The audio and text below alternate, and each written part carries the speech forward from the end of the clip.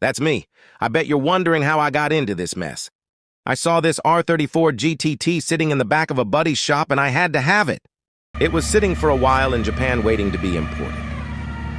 It was in rough shape. It had been sitting for years collecting tons of dirt and debris. But I had a vision for it.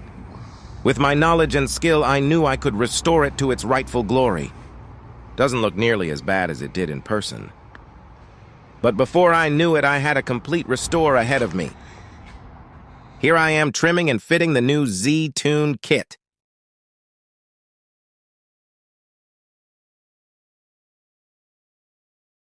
Wingless looks great, but was only getting ready for a GTR wing with risers. Had some fun before the fun really started. The white looks good, but too simple for what I was chasing, so it had to go. Started cleaning and stripping it apart. Sanding the shell and fixing holes from wrongfully installed side skirts. Other than this, the body was pretty straight. Picked up some workmeisters in the midst of the build. Glass off and the shell was ready for primer. Blocked the primer and found some low spots, fixed that, cleaned, masked, and was ready to spray. This was my inspiration, burnt orange from the newer generation R35 GTR. Straight out the gun, this color came out sick.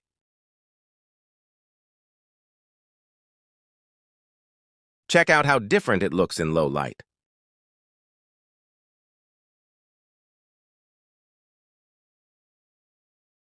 Now time to paint all the little things.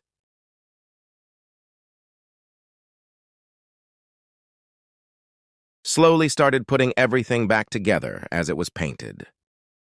So excited I can already see the finish line, but I was far from it. Started repairing the rear bumper and getting all the other parts ready to get carbon fiber skinned.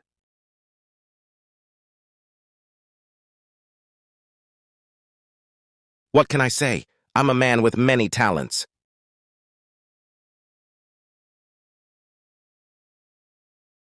After building up many layers of resin, I start trimming and shaping each individual piece. After that, I add a final top coat of resin. Once that hardens and cures, I cut it down with 800 grit and spray them with a clear coat.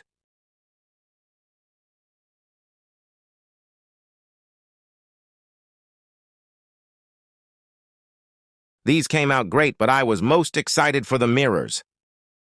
Now check these out, they came out incredible.